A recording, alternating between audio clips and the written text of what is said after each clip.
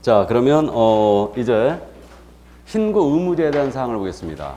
요 신고 의무자는 출제 잘한다고 그랬죠? 그러니까 꼭 이해를 해 두시는데 당사자가 직거래했어요. 중개업소로 안 통했습니다. 그럼 거래 당사자가 공동으로 신고하는 겁니다.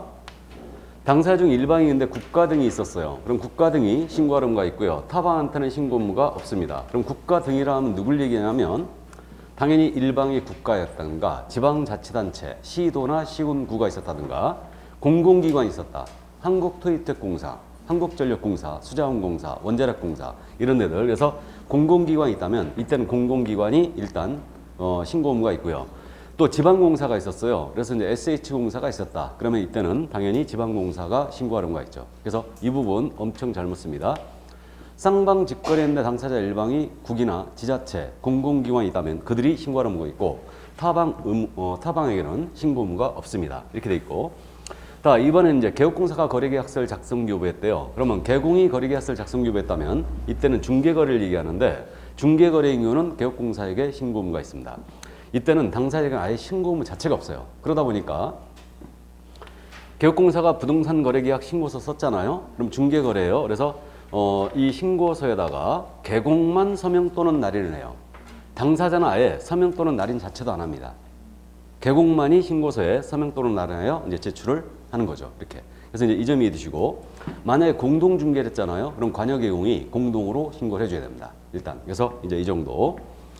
자, 그래서 신고 의무자에 대한 사항 뭐 간단하거든요. 그래서 이제 이 부분 꼭 기억을 해 두셔야 되고요. 아주 잘 내는 부분이고요. 그러면 이제 어떤 내용으로 신고 들어가야 되는데 신고 사항입니다. 그래서 신고 사항이 지금 올해 많이 복잡해졌어요. 이게 그래서 이 부분은 이제 암기를 해야 되는 사항이 됐습니다. 지금 316쪽 가고 있는 거죠. 그래서 이제 신고 사항으로 공통 사항이 있거든요. 그래서 공통적으로 법인이 신고하든 개인이 신고하든 관계없이 공통적으로 신고할 사항이 있습니다. 그래서 공통적으로 신고할 사항은 일단은 거래 당사자 인적사항 신고 들어가야 돼요. 그 다음에 대상 부동산의 소재지, 지번, 지목, 종류, 면적 다 신고 들어가야 됩니다. 이렇게 들어가야 되고, 그 다음에 계약일, 중도금 지급일, 잔금 지급일, 실제 거래 가격도 신고해야 돼요. 그래서 이게 육하원칙 중에 4가지. 누가 어떤 부동산을 언제 얼마에 거래했느냐. 이게 핵심이거든요, 원래. 누가 어떤 부동산을 언제 얼마에. 이게 핵심이에요. 이게. 그래서 이게 거래 당사자 인적사항 방. 다음에 부동산의 소재지, 지번, 지목, 면적 이런 것들, 종류 이런 게 바로 목적 부동산이에요. 그래서 목. 다음에 계약일, 중도금 지급일, 잔금 지급일, 계. 다음에 실제 거래 가격이에요. 대금이에요, 대금. 이게 대금인데 그러면 당사자, 목적 부동산, 계약일, 대금 이게 어디서 나오는 거냐? 거민계약서 필요적기 사항이에요. 계약서에 거민제도가 있죠. 계약서의 거민계약서 필요적기 사항이 바로 당목계대로 갑니다. 이렇게. 그 다음에 개업공사 인적사항 및 전화번호, 상호 다 들어가야 돼 있어요. 이게 계죠. 이렇게. 그 다음에 조건기한 있으면 조건기한, 조. 그래서 이게 공통사항이 당목계대 계조로 돼 있거든요. 원래 예전에는 우리 개업공사가 중기업자였죠. 그리고 지금도 이제 중으로 쓰시는 분이 있죠. 당목계대 중조. 원래 이거였어요. 당목계대 중조. 중이 좋아하시는 거. 당목과 계대. 당목, 아지. 계대, 가리. 아셨죠? 그래서 중이 좋아하시는 게 당목과 계대다. 이렇게 이제 당목계대 계조로 기억을 합니다. 그럼 쌍방 직거래했다면 개공에 관한 사항은 신고사항이 아니죠. 그래서 일단 그래서 이렇게 이제 기억을 해두시고요. 이게 공통사항이었어요. 자, 그런데 이제 당목계대 계조로 기억을 하시고요. 법인 있지 않습니까? 법인이 그럼 주택을 매수한다. 그래서 이거는 지금 현재 추가된 사항이죠. 그래서 여러분들이 지금 처음 대상이 됐는데 이게 우리가 개인에 대해서 지금 주택을 이 정부가 엄청 규제를 하고 있죠. 그러니까 이게 풍선 효과로 투자법인을 설립해가지고 주택을 잡고 사갖고 투자를 하더라 이거예요.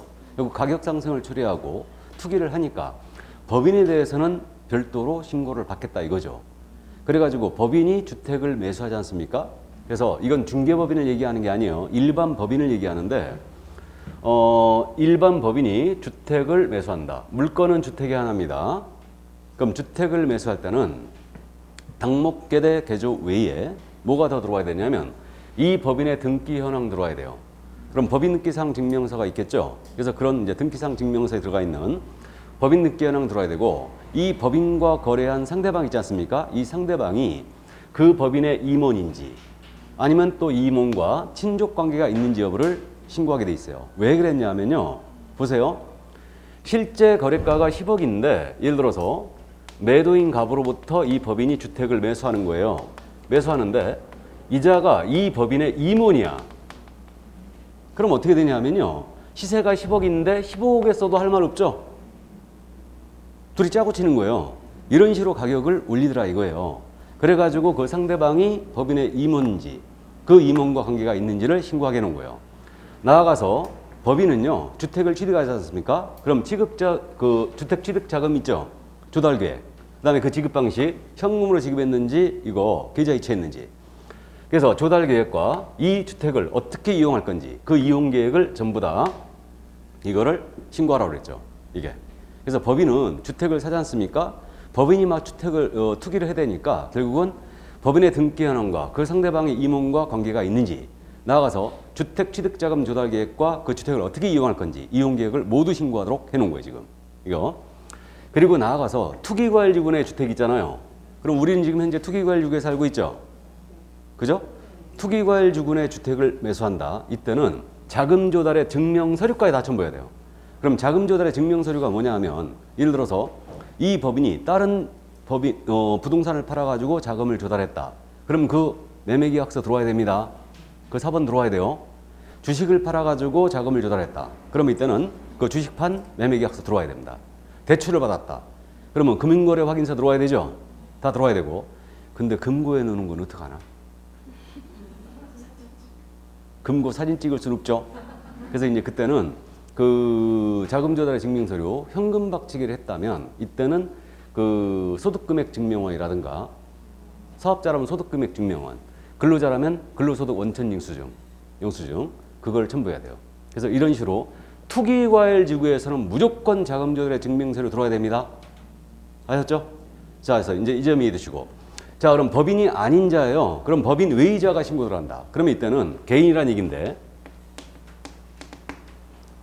당목계대 개조 외에다가 이 개인은 일단은 실제 거래 가격이 주택으로서 6억 이상이었잖아요. 그럼 딱 6억도 들어가는 거예요. 6억 이상이었다. 다음에 투기과열지구나 조정대상 지역에 있는 주택이었어요. 그럼 이거는 무조건 금액에 관계없어요. 무조건 들어와야 됩니다. 뭐가 들어와야 되느냐? 이 주택에 취득에 필요한 자금의 조달 계획 및 지급 방식, 나아가 그 주택의 입주 계획. 그러니까 본인이 입주할지, 세를 넣을지, 이 주택의 이용 계획, 이게 이제 이용 계획이라고 그랬는데 입주 계획이에요, 사실. 그래서 이거 이제 들어오라는 얘기입니다. 다만 이제 그 당사 중 일방이 국가 등이 있었다. 그러면 이때는 국가 등의 경우는 제외입니다. 이거는. 그래서 그럼 정리하면 이렇게 됩니다.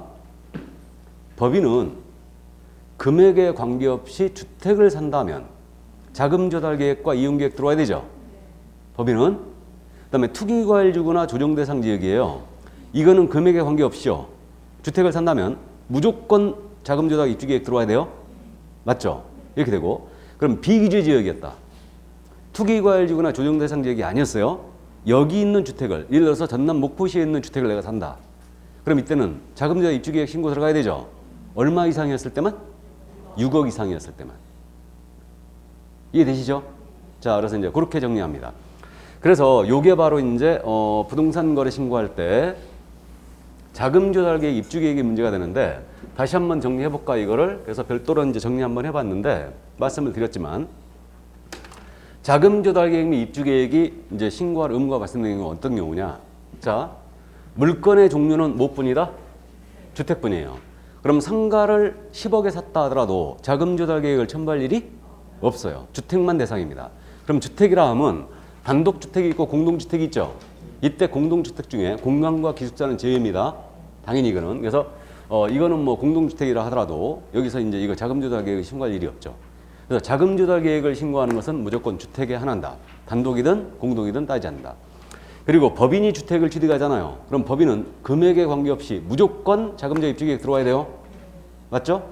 법인 들어와야 되고, 그 다음에 투기과일지구나 조정대상 지역에 있는 주택이었어요. 이것도 금액에 관계가 없어요. 무조건 자금조달 계획 들어와야 됩니다. 그리고 투기과일지구에서는 무조건 자금조달의 증명서로 들어와야 되죠. 그럼 조정대상 지역은 아니죠 지금. 그러니까 투기과일지구는 자금조달의 증명서를 같이 들어와야 돼요. 이렇게 들어와야 되고, 그 다음에 법인 외의자입니다. 개인이 이때 비규제 지역이었어요. 비규제 지역은 거래 금액이 얼마 이상? 6억 이상인 주택이에요. 비규제 지역은. 그래서 이제 이렇게 되고, 그리고 이제 다만 일방이 당사자 중 일방이 국가 등이 있었다. 이때는 자금조달 입주 계획을 신고하지 않습니다. 됐죠? 국가 등은 이거를 거짓으로 거래할 일이 없죠. 그러니까 이거를 빼준 거예요. 일반이 국가 등이었으면. 그럼 감 잡았어요? 그래도 어렵죠. 그러니까 이제 머릿속에 정리를 한번 해보세요. 당목계대 개조는 공통적으로 다 신고해야 되죠. 그럼 문제가 되는 게 지금 자금조달 계획과 입주 계획 아닙니까? 맞죠? 자금조달 계획을 신고해야 되는 경우는 물건이 뭐뿐이다? 주택뿐이다. 주택뿐이고, 법인이 주택을 매수했다. 매수자였다. 그럼 법인은 금액에 관계없이 무조건 들어와야 되죠. 들어와야 되고, 투기과일지구나 조정대상 지역에 있는 주택이었어요. 이것도 무조건 들어와야 되죠. 자금조달 무조건 들어와야 되고, 비규제 지역이었어요. 투기과일지구나 조정대상 지역이 아니었다. 그럼 이때는 거래가 얼마 이상? 6억 이상. 다만 법인은 예외예요. 법인은 만약에 목포시에 있는 주택을 샀다 하더라도 이게 금액에 관계없죠. 법인은 목포시에 있는 주택을 2억짜리를 샀어요. 그렇다 하더라도 자금조달 들어와야 되죠. 감 잡았습니까? 자, 그래서 이 정도 이제 그렇게 이제 기억을 해두시고요. 그러니까 법인은 투기를 막기 위해서 법인 설립해갖고 투기하고 있거든요 지금. 그러니까 법인에 대해서는 무조건 자금조달을 받겠다 이거예요. 주택을 사면 법인이 주택을 살 이유가 없잖아요 지금. 그죠? 그래서 일단 그 정도 감을 잡아두시면 됩니다. 역시 어려워하셔요 이거는. 자, 그래서 이제 이 정도 감 잡아두시고 그러면 넘어갑니다. 그럼 이제 부동산 거래 신고의 방법인데, 일단 그 신고의 방법은 일단 크게 나누면 전자문서 신고 방식이 있고 방문 신고 방식이 있겠죠. 크게 이렇게 두 가지로 나눠지는데, 전자문서 신고 방식 있지 않습니까? 이거는 간단하게 말씀드리면 그 RTMS라고 있어요. 부동산 거래 계약 신고 시스템이에요. 부동산 거래 신고 시스템인데, 이게 시군구 홈페이지 들어가잖아요. 그럼 부동산 거래 신고 단추가 딱 떠 있어요, 다. 물론 우리가 이제 공동망을 이용해서 중개를 하고 있는데, 부동산 거래 정보망 한방이라든가 뭐 L 또는 T 이런 것들이 있는데, 사설 정보망들 이런 것들이 있는데, 여기 들어가면 이 부동산 거래 신고 단추가 딱 떠 있습니다. 그래갖고 딱 클릭을 하면 이게 어디로 이동할까요? 뭐 경기도 광명시 이런 식으로 시군구 사이트로 연결하는, 이렇게 연결을 해줘요. 그럼 연결이 되면 부동산 소재지 관할 시군구 춘향에 들어가니까, 예를 들어서 노원구에 있는 주택을 거래한다. 그럼 노원구 홈피로 들어간다는 얘기죠. 이걸로 연결돼요. 연결돼갖고 부동산 거래 신고 딱 클릭하면요, 일단 성명하고 주민번호 입력하게 돼 있어요.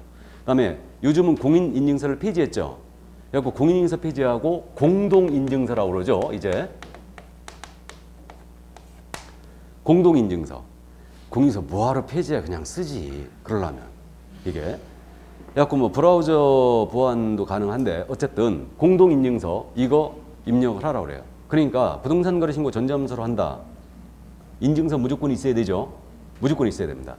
그래가지고 이제 접속을 해요. 그러면 이제 직거래했다면 매도인이 먼저 쓰기로 했다. 그럼 매도인이 접속을 해가지고 성명, 주민번호, 공동인증서를 통하여 이제 접속을 해요. 그리고 신고서를 불러와요. 불러갖고 매도인이 쫙 입력을 합니다. 쫙 입력하고 자기가 전자서명이 있어요. 거기 딱 클릭하고 빠져나와요. 그리고 이제 매수인한테 알려줘야 되죠. 내가 썼으니까 들어가서 확인하고 이상 없으면 제출해라. 그럼 매수인이 들어갑니다. 그래갖고 매수인 똑같이 성명, 주민번호, 인증서 통하여 이제 들어가요. 그래갖고 매도인 써놓은 거 있죠. 그 신고서를 쫙 불러와요.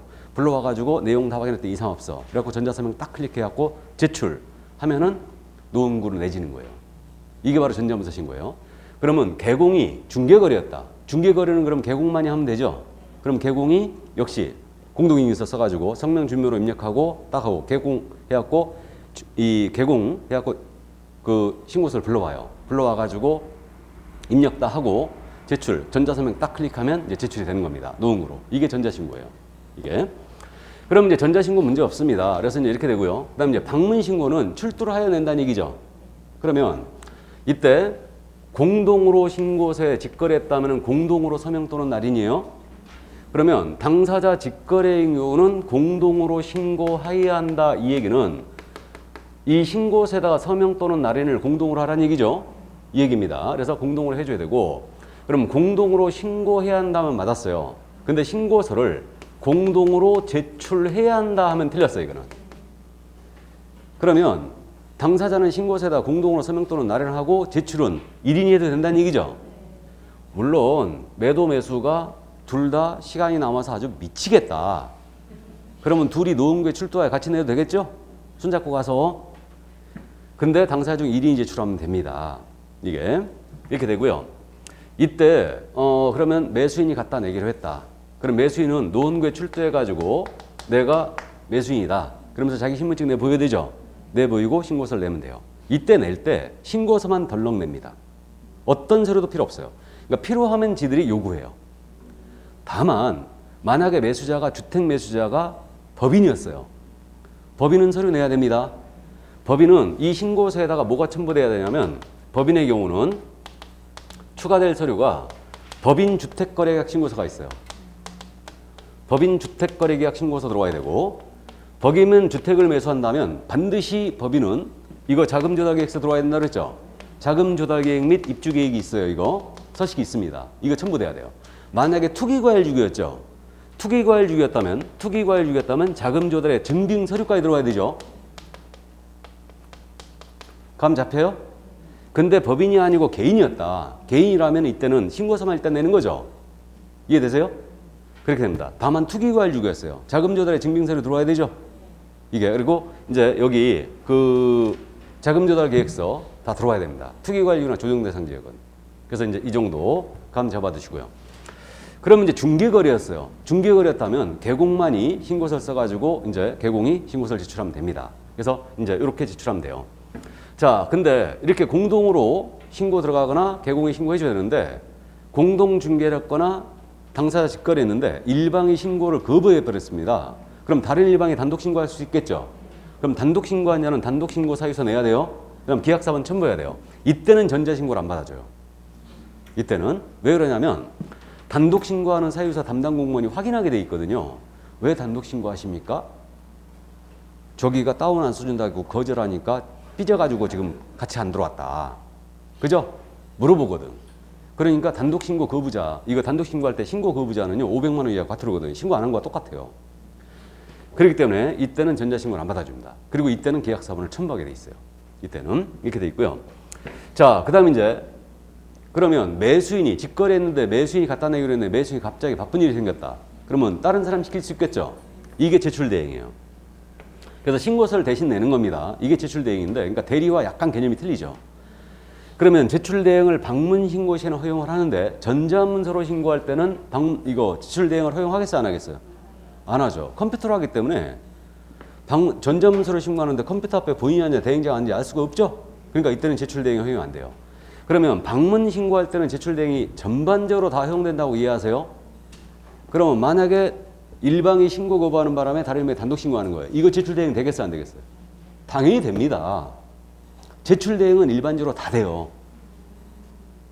감 잡았죠? 정정 신청이든 해제 신고든 변경 신고든 전부 다 제출대행은 된다고 보시면 돼요. 그냥 방문 신고할 때. 다만 전자문서 신고할 때는 제출대행을 허용하지 않는다는 얘기예요. 그 정도만 이해하시고. 자, 그러면 이제 예를 들어서 매수인을 대신하여 병이 제출대행을 한다. 그럼 병은 자기 신분증 가져가서 내 보여야 되죠? 내가 대행자 병이다. 신분증, 신고자는 무조건 신분증 보여야 되니까 내 보이고, 그러면 자기가 대행 권한이 있음을 증명해야 되죠? 위임장이 있어야 되겠네요? 이때 위임장에 인감도장이 날인된 위임장이 아니에요.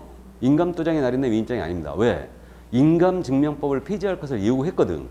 그렇기 때문에 이걸 미리 이 법이 바꾸는 거예요, 사실은. 근데 인감증명법 아직도 폐지 안 됐죠, 지금. 그래갖고 이거 대행자는요, 위임한 자가 자필 서명한 위임장이에요. 그러니까 매수인이 위임을 했으니까 매수인이 자필 서명해야 되죠. 병한테 위임합니다. 자필 서명을 하고, 자필 서명이 뭔지 알죠? 직접 이름 쓰고 서명하는 거예요. 서명하고, 법인은 법인인감 날인해야 돼요. 위임한 자가 법인이었다. 그럼 법인인감 도장 날인해야 된다. 그는. 그리고 그 위임한 자의 신분증 사본을 내야 돼요. 그럼 신분증이라는 것은 주민증, 운전면허증, 여권이 있겠죠. 이거 4번을 내면 돼요. 그래서 참고해 주세요. 여러분들이 우리 중기업이든 아니든 관공서 업무 있죠. 관공서 업무를 할 때는 전부 다 이걸로 통일됐어요, 지금. 인감증명서 안 냅니다, 지금은. 다 안 내고 관공서 업무할 때는 전부 다 내가 위임을 받았다. 그러면 자필 서명한 위임장과 신분증 4번을 내면 돼요. 아셨죠? 그래갖고 제가 그 얘기 한 적이 있잖아요. 이게 상가 영업신고, 폐업신고 해야 되죠. 넘기게 되면. 세무서에 가서 사업자 등록도 폐업신고 해야 되죠. 그래갖고 사업자 등록 폐업신고 했는데 영업신고, 폐업신고 안 하는 바람에 우리 들어오는 손님이 나한테 그날 전화 왔다니까 영업신고, 폐업신고 안 됐다고 내일 개업해야 되는데 그래가지고 난리가 난 거예요. 그래갖고 이제 나간 손님한테 전화해봤더니 전화가 안 되는 거야. 이게 없는 보름이 다 나와버리는 거예요. 내가 등이 식은땀이 잘잘 흘렀습니다. 그래갖고 내일 영업 개업을 해야 되는데 영업 폐업 신고 안 해버리면 신규 임차인이 여기 영업 신고가 안 돼요. 안 받아줍니다. 그럼 만약에 이거 연락이 안 된다 해갖고 직권으로 말소시켜달라. 안 돼요. 직권 말소 안 됩니다. 공시최고 해야 돼. 공시최고 해가지고 한 2주 정도 걸려요. 그럼 거기다가 이거 서류 정리하고 막 그러면 한 3주 걸려요. 그럼 난 죽었지. 그냥. 그래갖고 결국은 쫓아갔잖아요. 나가신 분 집에 쫓아갔어요. 다행히 인천이 갖고 쫓아가는데 문제가 없었는데. 그리고 출근하다가 이제 그 집 들렀더니 마침 있더라고. 그래갖고 이제 집 찾아가갖고 눌렀더니 웬일이냐 아침 일찍. 아니 왜 전화번호를 이걸 죽였냐고. 그래갖고 일이 있어서 죽였대. 그래가지고 왜 영업신고 폐업신고 안 했냐 그랬더니 했는데 그러는 거야. 그래갖고 내가 물어봤지. 그럼 사업자 등록은 폐업신고 하셨죠? 세무서 가서 했대. 그랬더니 구청에 가서 했냐 그랬더니 구청에서는 안 했대. 그러면 사업자 등록 폐업신고하면 당연히 구청도 되는 거 아닙니까? 그러는 거야. 그래갖고 처음에 신고할 때 구청도 하고 사업자 등록 따로 했으니까 따로따로 다 폐업신고 했어야 된다고. 그래갖고 결국은 그냥 거기서 아침에 머리도 안 깎고 있는데 나랑 가져갈 수는 없잖아. 그죠? 구청 가서 폐업신고 해야 되니까. 그래갖고 내가 알아서 그럼 서류 정리할 테니까 나중에 그리 알아라. 그죠? 그래갖고 내가 알아서 정리한다. 자필 서명인데 위임장이 있어야 되죠. 거기서 이제 받아오면 좋은데 그냥 종이도 없잖아 집에. 백지가. 그래갖고 내가 사무실에 와가지고 또 신분증 카피본 우리한테 있죠. 당연히 있지. 이거는 우리가 중개했으니까. 그래갖고 내가 와가지고 썼지. 한민우한테 위임한다. 그래가지고 거기다 자필 서명 하는 거예요. 그리고 신분증 카피해갖고 들어가는 거지. 그리고 제출하면 다 끝이야. 뭔 말인지 아시죠? 관공서무는 다 이렇게 해요. 인감증명서를 안 합니다 지금. 그래서 참고해 두시고. 근데 만약에 매도인 매수인을 대리하는 자가 왔어요. 그때는 인감증명서 봐야 됩니다. 반드시. 우리가 계약을 할 때 대리인이 오잖아요. 대리는 반드시 인감도정이 날인데 위임장과 인감증명서 갖고 와야 됩니다. 아셨죠? 관공서 업무만 이렇게 받았어요. 지금. 그래서 이렇게 돼 있다는 거. 그러면 이제 요거를 제출하고 대행을 할 수가 있는데 만약에 중개거래였어요. 그러면 개공인 신고를 방문 신고를 하는데 갑자기 손님하고 골프 약속이 생겼다. 그럼 못 가겠죠. 그러면 소공사가 대신할 수 있어요? 그럼 중개보조는 대행할 수 있다 없다? 없어요. 그러니까 개공을 대행할 수 있는 소공사의 하나입니다. 그럼 소공사는 자기 신분증 가져서 내 보이고 내가 개공의 소공이다. 내 보이고 이제 오는데 이때 개공에 자필 서명한 위임장과 개공의 신분증 사본을 내야 되느냐? 내지 않습니다. 이거는. 그러니까 소공의 신분을 보장하겠다는 얘기죠. 그럼 이 신고관청이 이 소공이 개공의 소공인지 아닌지 어떻게 아느냐? 전화 한 통만 때리면 되죠? 어디다가? 등록관청에다가. 아니면 협회에다가. 협회 우리 고용신고 명단 다 통보하잖아요. 그죠? 그러니까 그렇게 확인한다는 얘기예요. 그러니까 소공은 개인을 대행하는 경우와 달리 개공을 대행할 때 소공은 개공의 자필 서명 위임장이 필요 없다는 얘기예요. 이해해두세요. 자, 그래서 이제 그 정도 이해를 해두시면 되네요. 그래서 이게 바로 이게 제출 대행이었다. 이게. 자, 그럼 구체적인 신고 방법을 이제 다 따져봤습니다. 다 따져봤고요. 한 번은 우리 손님이 상가인데 영업신고 이제 하러 간 거예요. 근데 임차인은 손주가 하고 영업신고의 명의는 할머니 명의로 하는 거야. 할머니 명의로. 할머니 명의로. 그러니까 사업자 등도 할머니 명의로 하고 영업신고도 할머니 명의로 하는 거죠. 근데 영업은 실제 영업은 우리 손주가 하는 거야. 그러면 영업신고하러 간 거예요. 그러면 신고증 써야 되죠. 그러면 손주가 왔으니까 위임장 있어야 되죠. 신분증도 있어야 되겠죠. 근데 신분증은 갖고 왔어. 근데 위임장을 안 갖고 온 거야. 그리고 내가 그랬거든. 공무원 앞에서 쓰면 이거 안 된다, 위임장을. 맞잖아요. 아무리 그렇다 하더라도 공무원 앞에서 위임장을 쓰면 안 되잖아. 할머니 와서 손 떨리면서 쓰는 건 몰라도. 그죠? 그래가지고 이 친구가 내 말을 안 듣는 거야. 그래가지고 내가 같이 갔거든, 그때. 그래갖고 같이 가자고 해갖고. 그래갖고 내가 갖고 갔는데, 아이, 담당 공무원 앞에서 이걸 쓰고 있는 거야, 위임장을. 이걸 써가지고 그렇게 내니까 막 소리 지르고 난리 치는 거야. 위임장을 써갖고 와야지 이러냐고. 그래갖고 사무실 공무원들이 다 쳐다보는 거야. 아니, 조용히 그냥 써갖고 오세요. 그러면 되는데, 이걸 소리 지를 일이 아니잖아. 지 앞에, 우리 손님들 앞에서. 그죠? 그래갖고 내가 알았다고, 미안하다. 지금 차에 기다리고 계시니까. 차에 기다리기 뭘 기다려? 이게 거동이 불편하고 차에 계시니까 일단은 그러면 차에 가서 내가 받아오겠다. 이거를. 그래갖고 내가 중개를 했지 또. 그래갖고 데리고 나왔지. 나와가지고 내가 막 뭐라 했어. 그렇게 하지 말라니까 왜 그러냐고. 아무리 공무원이지만 이거 앞에 쓰면 되겠냐고 이게. 그래갖고 이제 밖에서 다시 내가 썼지 이번에. 덜덜덜 손 떨리는 척 정해갖고. 일부러 글씨 못 써야 되잖아. 내 글씨 아주 명필이잖아요 또. 그래갖고 내가 이제 써서 또 위임장을 낸 거예요. 그래갖고 그랬더니 이제 받아주더라고 이게. 그래갖고 그 공무원이 밑에 차에 없는지 당연히 알겠죠? 근데도 물어보는 거야. 차에 계시죠? 그래갖고 아 당연히 계시죠. 그러면서 가는 건데 이게 아까 어쨌든 별일이 다 있어요. 하다 보면 별일이 다 있습니다. 어쨌든. 자 그럼 이제 이거는 이제 말씀을 거의 다 드렸는데 그러면 법인은 주택을 매수할 때는 법인 주택거래계약 신고서에 있어야 된다고 그랬죠. 그 다음에 취득자금 조달계획서도 이제 투기관리로 조정대상 지역 법인이 주택을 매수했다. 실제 거래가 6억 이상이었다. 그럼 자금 조달계획서 들어와야 되죠. 그러면 이때는 본인이 직접 낼 수도 있어요. 그러면 본인이 매수인이 직접 낸다. 법인이 직접 낸다. 이 서류들을. 그러면 이때는 30일 내에 직접 제출할 수 있습니다. 그런데 이것을 이제 신고자에게 주는 거예요. 법인이나 매수인이 내는 거 아니에요. 내는 게 아니고 이제 매수인 외의자가, 법인 외의자가 이 서류를 낸다. 법인주택거래계약 신고서라든가 자금조달 입주계획서를 내는 겁니다. 낼 때는 이거 신고자에게 줘야 되죠? 줘야 되는데 언제까지? 25일이에요. 계약을 체결한 날로부터 25일 내에 줘야 됩니다. 우리 과목의 유일한 25일. 그래서 매수인이나 법인은 법인주택거래계약 신고서, 자금조달계획서, 투기과열지구남 자금조달의 증빙서류 이것을 25일 내에 주게 돼 있어요. 신고자에게 주게 돼 있는데 이때 그러면 자금조달계획서 같은 거는 매수인이 여기다 단독으로 서명 날인을 하겠죠? 서명 또는 날인이. 그래서 공동으로 하는 거 아니죠. 자금조달계획서 매수인이 당연히 써야지. 맞죠? 그래서 매수인이 작성한 단독으로 서명 또는 날인한 이것을 작년에 공동으로 했다고 나왔지. 이게 그래서 단독으로 서명 또는 날인한 취득자금 조달계획서, 그다음에 법인주택거래계약 신고서 이것을 25일 내에 주게 돼 있습니다. 됐습니까? 이 정도. 자, 그래서 이제 요 구체적인 서류까지 이제 다 살펴봤습니다. 그러면 이제 우리 교재 순서에 따라서 부동산 거래계약 신고서로 들어갑니다.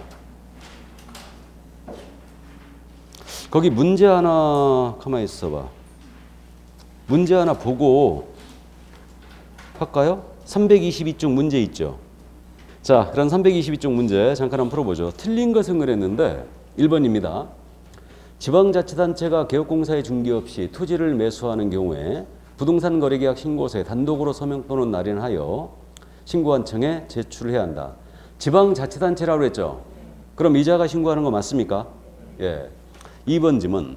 개업공사가 공동으로 토지의 매매를 중개하여 거래계약서를 작성 교부한 경우 해당 개업공사가 공동으로 신고해야 한다. 맞습니까? 관여계용이 공동으로 다 해줘야 되죠.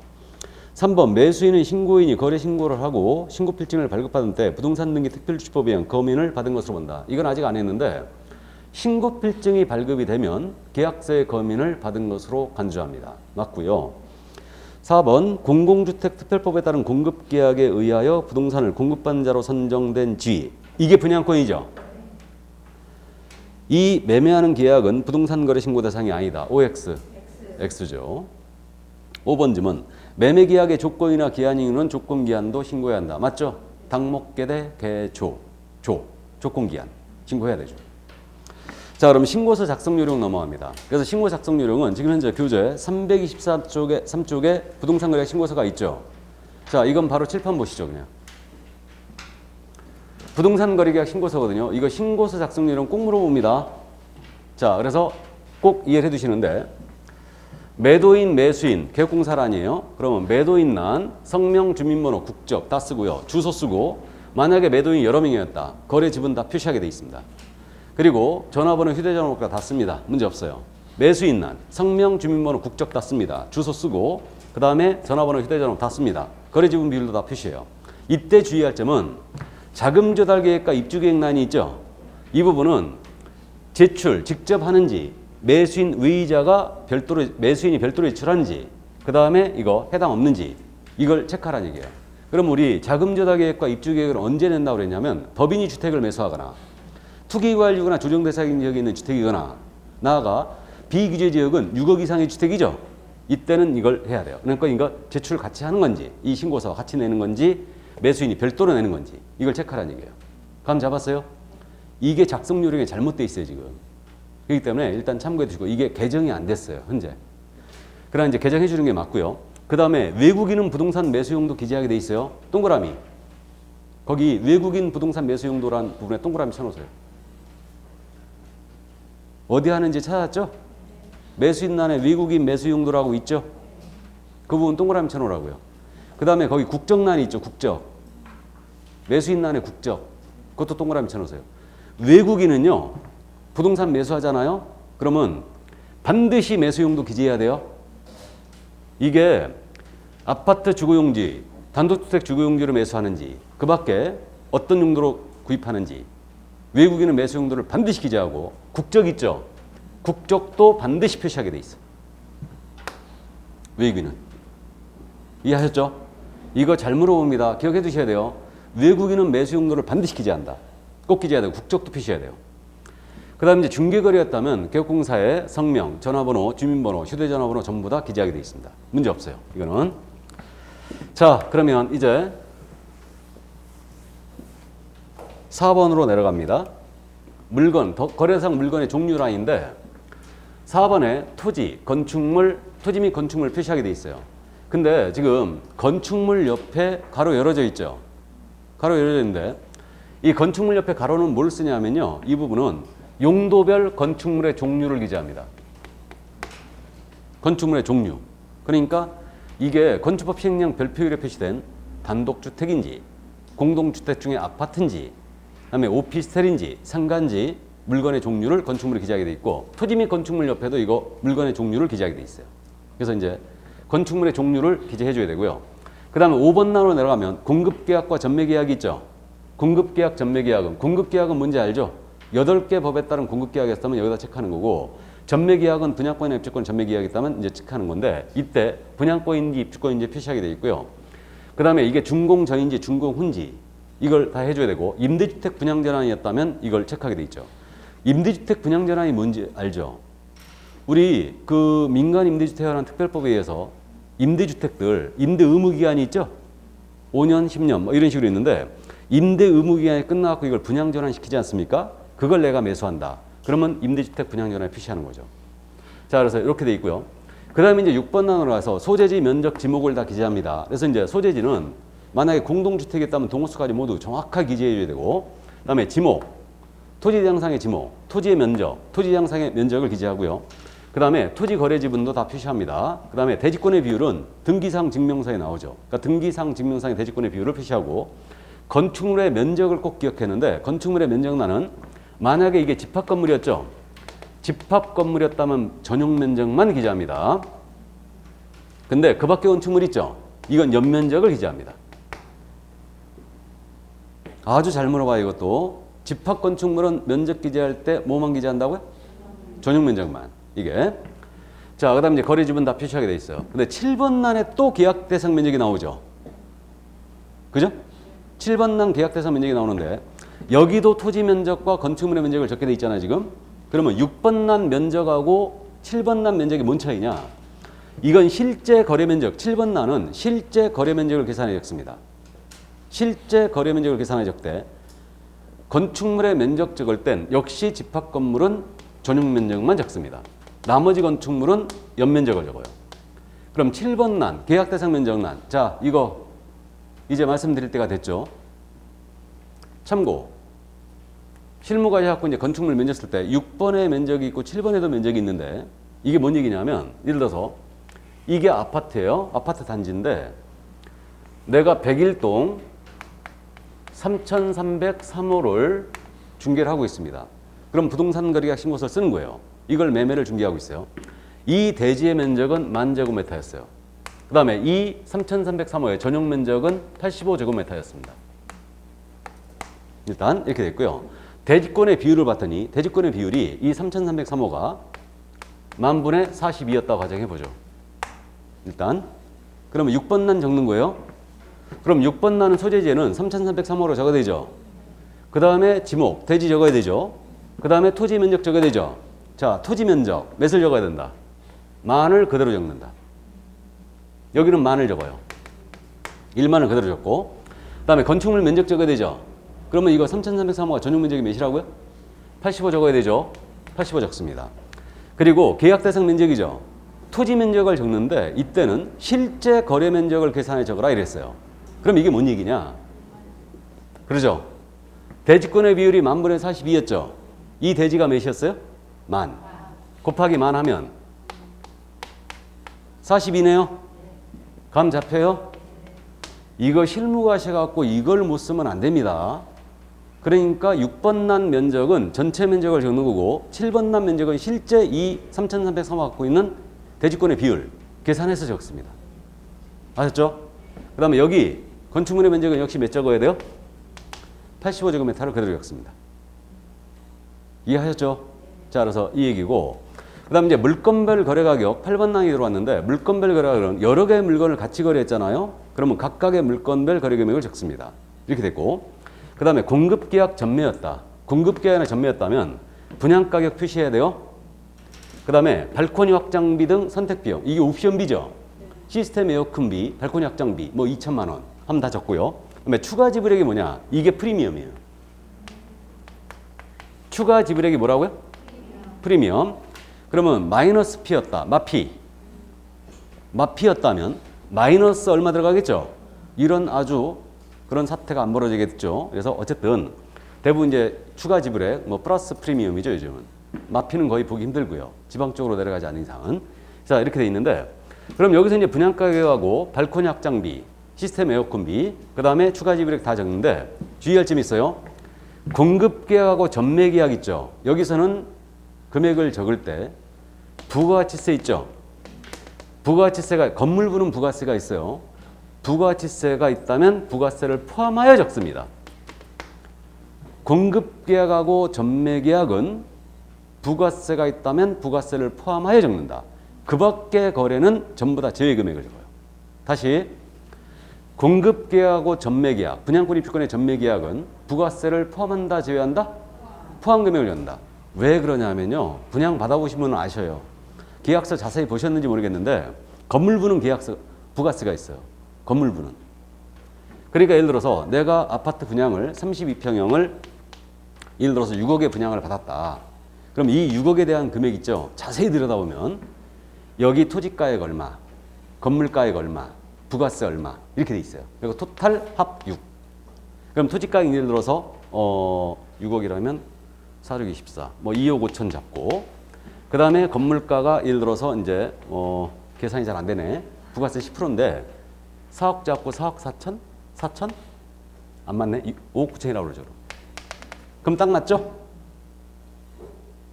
감 잡혀요? 토지가 2억 5천, 건물가 2억, 4억 넘어섰네. 근데 계산이 잘 안 되네. 2억이라고 그랬나? 2억. 아닌데? 2억도 아닌데? 3억인데? 368. 638. 1068. 계산 잘 안 되네. 4억이면 넘어갔고. 어쨌든 건물물에 대한 부가세 10%가 있죠? 이게 있어요. 이래서 토탈 합쳐서 6억 이렇게 돼 있는 거예요. 뭔 말인지 아시겠죠? 그러니까 공급계약하고 전매계약 부가세 포함금액을 적는 거예요. 그 밖의 거래는 전부 다 부가세 제외금액을 적습니다. 아셨죠? 이제 그렇게 적고 이거 꼭 기억을 해 두셔야 되고 그 다음에 이제 총 실제 거래 가격은 토탈 금액을 적는 거예요. 그래서 부동산 여러 개 거래했다. 그럼 총 실제 거래 가격은 토탈 금액을 다 적게 돼 있고요. 자, 그 다음에 이제 넘어갑니다. 넘어가서 내려가요. 이제 10번 나눠 내려갔는데 종전 부동산난이죠. 그럼 이제 요 종전 부동산난은 이번 순환 때는 그것만 기억하세요. 이 부분은 종전 부동산이니까 입주권 거래할 때만 기재한다. 이게 그럼 여러분들이 도시개발법이나 정비법에서요. 간단하게 그게 그거 아니에요. 재개발 입주권. 헌집 줄게 새집 다오 이거죠. 그러니까 내가 단독주택 갖고 있는데 이걸 싹 밀어버리고 재개발 들어가는 거예요 지금. 그럼 여기다 아파트 짓는 거죠 지금. 그러면 입주권 거래할 때는 종전 부동산에 대한 현황을 여기다 기재하는 거예요. 아셨죠? 그러니까 종전 부동산난은 뭐 거래할 때만 적는다? 입주권 거래할 때만 적는다. 그래서 구체적인 기재 내용은 이제 다음 순환 때 하도록 하겠습니다. 그래서 이게 여러분들이 분양권 거래했을 때, 입주권 거래했을 때, 특히 입주권 거래했을 때 요걸 잘 못 써요. 근데 저는 이것까지 확실히 강의를 하니까 실무적인 내용으로 시험 거기까지 묻진 않아요. 시험에서는 여기까지 물어봅니다. 종전 부동산난은 입주권 거래할 때만 기재한다. 아셨죠? 그래서 이 정도 하시고 그 다음에 계약의 조건이나 참고사항이 있으면 기재합니다. 그러니까 조건 기한이 있으면 조건 기한도 기재하죠. 그래서 부동산 거래계약 신고사항이 있죠. 부동산 거래계약 신고사항 당목계대 개조 이게 여기 신고서에 들어가는 내용 아니에요. 이해되세요? 자, 그래서 이 정도. 그래서 이게 신고 작성 요령이었고요. 나머지 이제 매도 매수인 공동으로 서명 또는 날인이고 개공도 서명 또는 날인이다. 그래서 서명 및 날인할 서류는 개공은 확인 설명서와 계약서뿐이라고 했어요. 나머지는 전부 다 서명 또는 날인입니다. 자, 그럼 신고서 작성 요령을 다 보신 겁니다. 그러면 이제 다 봤으므로 그 서식 있잖아요. 이 325쪽에 문제가 있네. 요거 한번 풀어보죠. 신고서 작성 요령 매번 낸다 보시면 됩니다. 꼭 이해하고 계셔야 돼요. 쉽게 맞춰버리는데 틀린 것은 그랬어요. 1번 거래대상 부동산의 공법상 거래 기준의 이용 제한에 관한 사항은 신고서 기재 사항이다. OX. X죠. 1번 바로 정답이에요. 공법상 이용자 및 거래 기준 사항은 확인 설명 사항에 들어가 있죠. 예, 신고서에 들어갈 내용이 아니죠, 당연히. 여러분들이 익숙한 걸로 이제 섞어 넣는 거예요. 그래서 1번 정답이고 2번 거래 당사자는 부동산 거래 신고를 한 후에 계약이 해제, 무효, 취소된 경우는 해제 등이 확정된 날로부터 30일 내에 해당 힘의체 공동으로 신고한다. 아직 안 했는데 해제 신고 30일 내에 하게 돼 있죠. 다음에 3번입니다. 개업공사가 거래계약서를 작성 교부한 경우는 개업공사의 인적사항과 개설 등록한 중개사무소의 상호, 전화번호 및 소지지도 신고사항에 포함된다. 그러겠죠? 4번 질문. 거래상의 종류가 공급계약인 경우 물건별 거래가격 및 총 실제 거래가격에 부가가치세를 포함한 금액을 적는다. 알아보시겠어요? 공급계약하고 전매계약은 부가세 포함 금액을 적습니다. 금액 적을 때. 그 다음에 5번 질문이에요. 계약 대상 면적에는 실제 거래 면적을 계산하여 적되 건축물의 면적은 집합건축물의 경우 전용 면적을 적고 그 밖의 건축물의 연면적을 적는다. 알아보시겠죠? 예, 그래서 정답은 1번이었습니다. 자, 그럼 이제 그 다음 순서로 내려갑니다. 교재 순서에 따라서 검증으로 내려가죠. 자, 그러면 이제 검증으로 들어왔는데 신고서 작성 요령을 다 봤고요. 이제 신고 내용에 대한 검증을 합니다. 이건 가격 검증이에요, 사실은. 그러니까 노원구 32평형 아파트에 대해서 10억에 거래했다고 신고 들어온 거예요. 그럼 이 금액이 적정한지 여부를 검증한다는 얘기죠. 이 얘기입니다. 그럼 검증은 누가 해야 되겠습니까? 신고관청이요? 해야 됩니다. 검증은 신고관청의 의무예요. 하여야 한답니다. 반드시 해야 되고. 그러면 비교 가격 데이터가 있어야 되죠. 그럼 비교 가격 데이터는 어디 있냐면 검증 시스템이 있어요. 검증 시스템이 바로 검증 체계죠. 그럼 검증 체계를 구축 운영을 현재 하고 있는데 검증 체계 구축 운영은 국토부 장관이 현재 하고 있습니다. 이걸 물론 위탁 운영을 하고 있죠. 위탁 운영하고 있는데 그래서 이 검증 체계 접속을 해요. 접속을 해서 신고관청에 가격을 딱 집어넣잖아요. 10억 딱 집어넣으면 적정, 부적정, 판정 불가, 판정 보류 이런 식으로 떨어져요. 검증 결과. 그럼 이 검증 결과를 통보를 해줍니다. 누구한테 통보하겠어요? 관할 세무서장에게. 그래갖고 우리가 부동산 거래 신고했잖아요. 그럼 이 자료 전부 다 세무서로 넘어갑니다. 다. 이게. 그러면 세무서에게 통보하는 것은 기한이 없고요. 이때 세무서장은 부적정 결과는 세무조사 들어갈 수도 있겠죠. 그래서 세무관세의장은 과세자료로 활용할 수 있다. 지방세, 국세 부과를 위한 과세자료로 활용할 수 있다 했죠. 이게.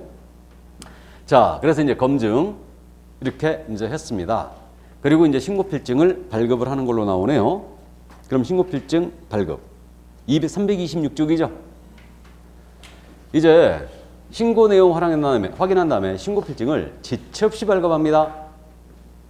신고필증을 지체 없이 발급하는 거예요. 원래 이게 즉시였어요. 즉시였는데 지체 없이로 바뀌어 있죠, 지금.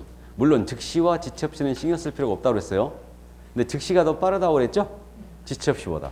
그래서 왜 즉시에서 지체 없이로 바꿔놨냐면 우리 담당 공무원이 5시 반에 퇴근을 하고 책상 주섬주섬 정리하고 있는데 5시 반에 신고가 5건이나 들어온 거야.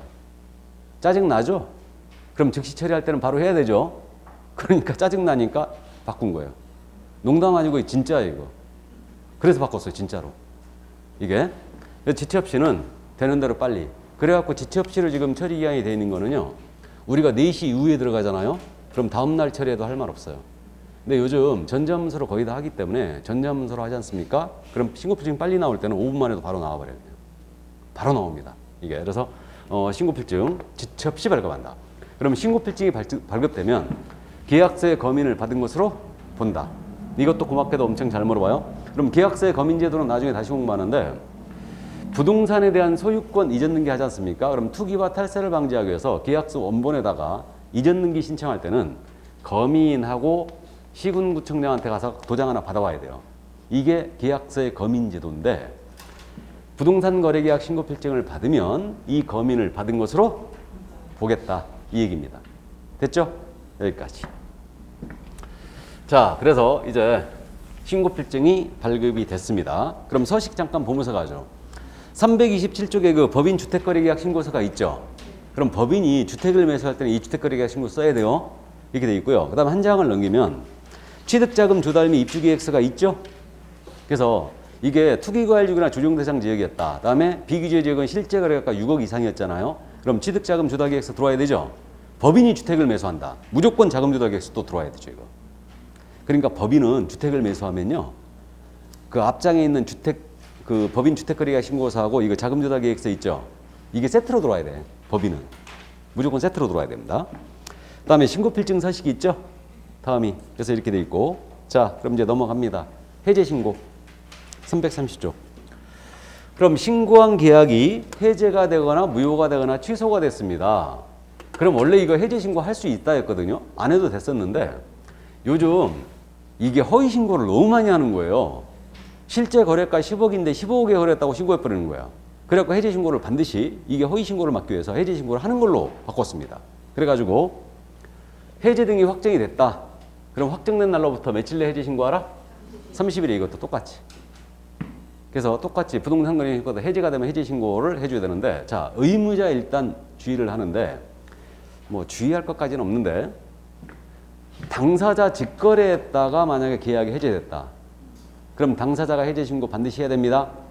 이건 당사자의 의무예요. 그러면 당사자 직거래인데 해제했는데 일방이 해제 신고를 거부한다. 그럼 다른 일방이 단독으로 해제 신고할 수 있겠죠. 이때는 그 해제가 된 사유서 첨부하게 되어 있습니다. 판결물이라든가 해제가 무효가 됐다. 계약이. 그래서 판결을 받은 게 있다. 그럼 그거 서류 첨부하게 되어 있어요. 이게 첨부하게 되어 있고. 물론 그래도 전자문서 됩니다. 되고요. 그 다음에 이제 개공한테 그럼 중개거래였어요. 그럼 개공이 해제 신고할 의무가 있느냐? 개공이 중개한 거래가 만약에 해제가 돼버렸다. 그럼 개공한테 해제 신고 의무가 있느냐? 개공은 해제 신고를 할 수 있다. 할 수 있답니다. 그래서요, 일단 이제 감 잡기. 우리 부동산 거래 신고가 있고 해제 등의 신고가 있고 정정 신청이 있고 변경 신고가 있고요. 정정 신청하고 변경 신고는 당연히 할 수 있다니까 이거 의무가 아니에요, 이거는. 그 다음에 우리 주택임대차 계약 신고가 6월 1일서부터 들어온다고 그랬죠. 그러면 개공한테 유일하게 의무가 발생되는 것은 부동산 거래 신고뿐이에요. 나머지 해제 등의 신고, 주택임대차계의 신고, 개공한테 신고 의무 없어요. 이거는 우리가 부동산 거래 신고는 왜 개공한테 부여했냐면요. 우리 중개업법에 들어왔다고 그랬죠, 이게. 그래갖고 우리한테 부여를 해버린 거예요. 근데 그 다음에 들어온 제도들, 해제 신고할 수 있었거든요. 근데 이 정부가 지금 현재 하는 걸로 바꿨죠. 의무로. 그다음 주택임대차 계약 신고도 없었죠. 근데 이 정부가 이걸 도입을 했죠, 지금. 그러니까 그 다음에 들어온 것은 원래 입법 예고할 때는 해제 신고 있잖아요. 개공한테 의무를 부여했어요. 근데 우리 협회에서 강력하게 반대했죠. 우리가 스트레스 받으면서 부동산 거래 신고하는 것도 승질나 죽겠는데 해지 신고까지 해야 되느냐? 못 하겠다 그런 거예요. 그래갖고 이거 할 수 있다라 바꾸는 거예요. 근데 왜 이걸 쉽게 받아들였냐? 생각해 보세요. 개공이 부동산 거래 신고했어요. 해제가 됐어. 해제 신고 누가 하겠어요? 개공이 하겠지. 이거 안 하면 500만 원 과태료예요. 그럼 당사자가 안 했다. 해제 신고. 개공도 안 했다. 그럼 당사자 500만 원 과태료 맞죠? 500만 원 과태료 맞아버리면 중개업소 가만두겠어요, 그거? 가만 안 두지. 보수도 안 내면서 와서 깽판 치겠죠? 계약이 해제됐으니 보수 내, 안 내? 안 내죠. 보수도 안 내면서 깽판만 쳐와서. 그러니까 개공이 해제 신고할 수밖에 없어요. 근데 일단은 우리는 시험에 대비하는 거니까 개공은 해제 신고 의무가 있다, 없다? 없다. 당사자에게 있어요. 안 하면 500만 원 과태료 이거. 그래서 이렇게 됐고요. 공동중개시에는 공동신고, 공동으로 이제 해제 신고를 들어간다면 공동으로 들어가야 되고, 일방이 거부 시에는 단독으로 해제 신고할 수 있습니다. 그럼 개공이 해제 신고 안 하면 처벌할 수 있느냐? 없죠, 당연히. 의무가 없으니까. 이거는. 자, 그럼 해제 신고 들어갔잖아요. 그럼 해제 확인서를 지첩시 발급합니다. 해제 확인서를 지첩시 발급돼 있고, 자, 그다음에 이제 전자계약이란 말이 나와 있죠. 부동산 거래 계약 시스템을 통하여 계약을 했다. 이게 말이 헷갈리는데 부동산 거래 신고 시스템하고 부동산 거래 신고 시스템하고 부동산 거래 계약 시스템이라고 그랬죠, 지금 법문이. 그러니까 용어를 좀 통일을 시켰으면 좋겠는데 아주 헷갈려 죽겠어, 이거. 부동산 거래 계약 시스템이라고 돼 있죠? 부동산 거래 계약 시스템이 뭐냐면 이게 전자계약이에요. 이거는 부동산 거래 신고 시스템이고.